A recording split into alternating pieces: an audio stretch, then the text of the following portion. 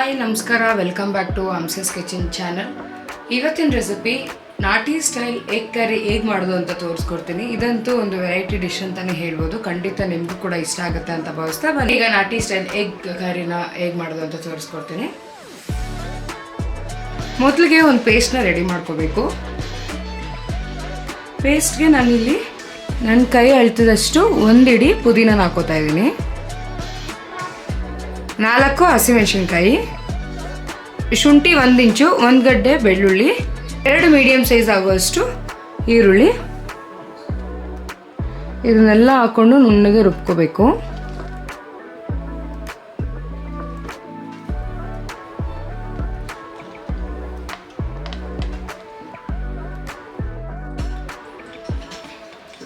ರುಬ್ಕೊಂಡಿದ್ದಾದ್ಮೇಲೆ ಒಂದು ಪ್ಯಾನ್ಗೆ ಸ್ವಲ್ಪ ಎಣ್ಣೆ ಹಾಕಿ ಇಟ್ಟಿದ್ದೀನಿ.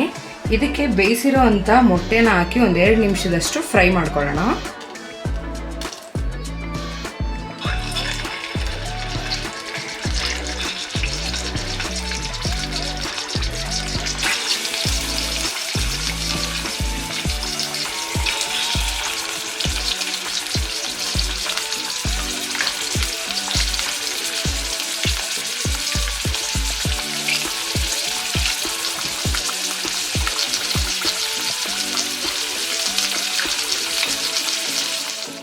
ಲೈಟಾಗಿ ಕಲರ್ ಚೇಂಜ್ ಆದರೆ ಸಾಕು, ತುಂಬ ಆಡಿಸ್ಕೊಳಕ್ಕೆ ಹೋಗ್ಬೇಡಿ.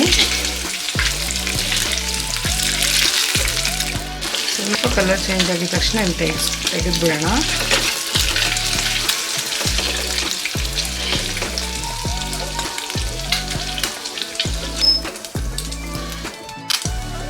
ಈ ರೀತಿ ತೆಗೆದು ನಾವು ರುಬ್ಕೊಂಡಿರುವಂಥ ಮಸಾಲಾನ ಡೈರೆಕ್ಟ್ ಹಾಕೊಳ್ಳೋಣ. ನುಣ್ಣಗೆ ರುಬ್ಕೊಂಡಿರೋದು ಮಸಾಲ ಡೈರೆಕ್ಟಾಗಿ ಹಾಕೋಣ.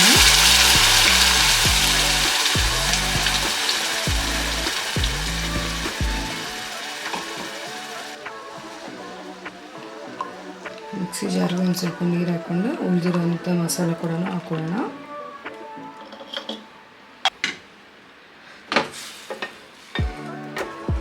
ಇದನ್ನು ಇದೇ ರೀತಿ ಎಣ್ಣೆನಲ್ಲೇ ಫ್ರೈ ಮಾಡ್ಕೋಬೇಕು.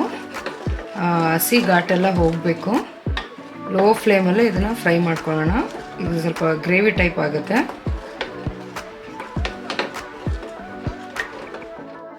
ನೋಡಿ, ಹಸಿ ಘಾಟೆಲ್ಲ ಹೋದ್ಮೇಲೆ ಈ ರೀತಿ ಎಣ್ಣೆ ಬಿಟ್ಕೊಳ್ಳುತ್ತೆ. ಆವಾಗ ಒಂದು ಟೊಮೆಟೊ ಸಣ್ಣದಾಗಿ ಕಟ್ ಮಾಡ್ಕೊಂಡಿರೋದನ್ನ ಹಾಕೋತಾ ಇದ್ದೀನಿ. ಇದ್ರ ಜೊತೆಗೆ ಒಂದು 1/4 ಸ್ಪೂನಷ್ಟು ಅರಿಶಿನ ಪುಡಿ, ಒಂದು 1/2 ಸ್ಪೂನಷ್ಟು ಅಚ್ಕಾರದ ಪುಡಿ, ಒಂದು 1/2 ಸ್ಪೂನಷ್ಟು ಧನಿಯಾ ಪುಡಿ, ಚಿಕನ್ ಮಸಾಲ 1/2 ಸ್ಪೂನ್ ಹಾಕೋತಾ ಇದ್ದೀನಿ. ಚಿಕನ್ ಮಸಾಲ ಪೌಡರ್ ಇಲ್ಲ ಅಂತಂದರೆ ಗರಂ ಮಸಾಲನೇ ಹಾಕೊಳ್ಳಿ.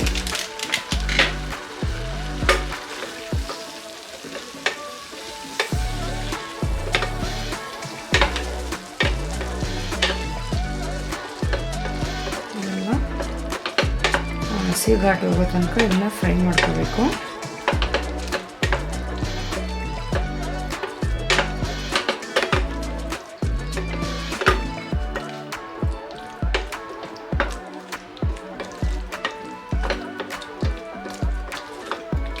ಒಂದು 2 ನಿಮಿಷದಷ್ಟು ಇದನ್ನು ಇದೇ ರೀತಿ ಫ್ರೈ ಮಾಡ್ಕೊಳ್ಳೋಣ. ಟೊಮೆಟೊ ಎಲ್ಲನೂ ಫ್ರೈ ಆಗಬೇಕು. ನೋಡಿ, ಈ ರೀತಿ ಎಣ್ಣೆ ಎಲ್ಲ ಸೈಡಲ್ಲಿ ಬಿಟ್ಕೊಂಡಾದ್ಮೇಲೆ ಇದಕ್ಕೆ ಒಂದು 3 ಸ್ಪೂನ್ ಆಗೋಷ್ಟು ಮೊಸರನ್ನ ಹಾಕೋತಾ ಇದ್ದೀನಿ. ಮೊಸರು ಹಾಕಿದ್ಮೇಲೆ ಇದನ್ನು ಮೊಸರು ಹಾಕ್ಬೇಕಾದ್ರೆ ಸಿಮ್ಮಲ್ಲಿ ಇಟ್ಕೊಂಡೇ ಹಾಕಿ, ಯಾವುದೇ ರೀತಿ ಗಂಟು ಇಲ್ದಿರ ಇದನ್ನು ಕ್ಲೀನಾಗಿ ಈ ರೀತಿ ತಿರುಗಿಸ್ಕೊಳ್ಳಿ. ಯಾವುದೇ ರೀತಿ ಗಂಟು ಇಲ್ದಿರೋ ಹಾಗೆ ಇದನ್ನು ಮಿಕ್ಸ್ ಮಾಡ್ಕೋಬೇಕು. ಸಿಮ್ ಮಾಡಿಕೊಂಡು ಮೊಸರು ಹಾಕ್ಕೊಳ್ಳಿ, ಇಲ್ಲ ಅಂದರೆ ಆ ಫ್ಲೇಮ್ಗೆ ಅದು ಫುಲ್ಲು ಚಿಟಪಟ ಅಂದ್ಬಿಡುತ್ತೆ.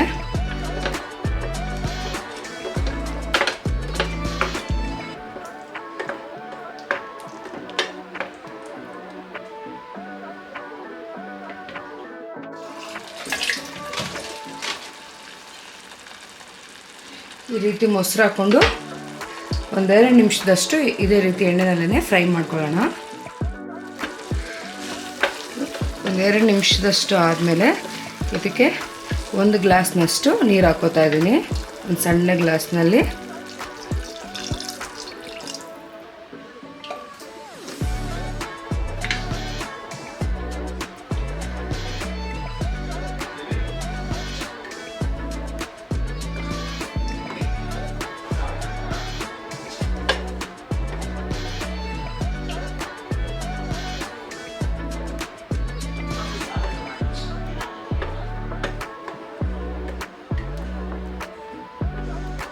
ಈ ರೀತಿ ನೀರು ಹಾಕ್ಕೊಂಡು ಇದನ್ನು ಒಂದು 5 ನಿಮಿಷದಷ್ಟು ಕುದಿಸ್ಕೊಳ್ಳೋಣ.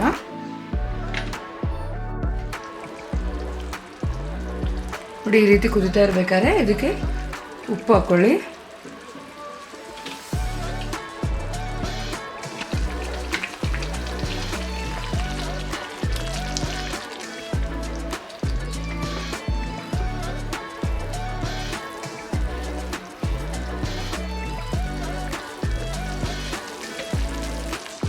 ಈಗ ಇದಕ್ಕೆ ಮೊಟ್ಟೆನ ಹಾಕೊಳ್ಳೋಣ.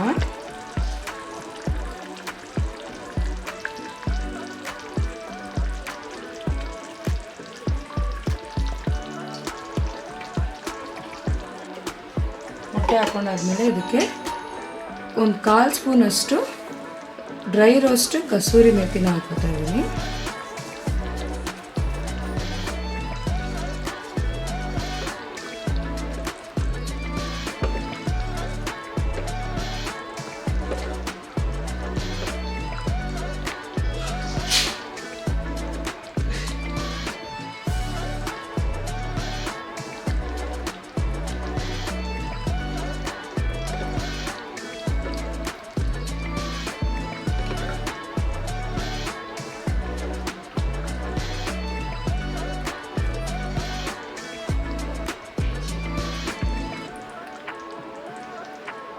ಸ್ಟವ್ ಆಫ್ ಮಾಡಿಕೊಂಡು ಸರ್ವ್ ಮಾಡ್ಕೊಳ್ಳೋಣ. ಇದೇ ರೀತಿ ಸಿಂಪಲ್ ರೆಸಿಪಿಗಾಗಿ ಅಮ್ಸಸ್ ಕಿಚನ್ ಚಾನಲ್ನ ಸಬ್ಸ್ಕ್ರೈಬ್ ಮಾಡೋದು ಮರಿಬೇಡಿ, ಹಾಗೆ ಫಾಲೋ ಮಾಡೋದು ಕೂಡ ಮರಿಬೇಡಿ. ಈ ರೆಸಿಪಿ ನಿಮ್ಗೇನಾದರೂ ಇಷ್ಟ ಆಗಿದ್ರೆ ನಿಮ್ಮ ಫ್ಯಾಮಿಲಿ ಫ್ರೆಂಡ್ಸ್ಗೆ ಶೇರ್ ಮಾಡಿ, ಲೈಕ್ ಮಾಡಿ, ಅವ್ರಿಗೂ ಕೂಡ ಹೇಳಿ ಫಾಲೋ ಮಾಡೋದಕ್ಕೆ. ಹಾಗೆ ಪಕ್ಕದಲ್ಲಿರೋ ಬೆಲ್ ಐಕಾನ್ ಕೂಡ ಆನ್ ಮಾಡ್ಕೊಳ್ಳಿ, ನಾವು ಅಪ್ಲೋಡ್ ಮಾಡೋ ಎಲ್ಲ ವೀಡಿಯೋಸ್ ನೋಟಿಫಿಕೇಶನ್ ನಿಮ್ಗೆ ಸಿಗುತ್ತೆ ಅಂತ ಹೇಳ್ತಾ ಈ ವಿಡಿಯೋ ನೋಡೋದಕ್ಕಾಗಿ ಧನ್ಯವಾದಗಳು.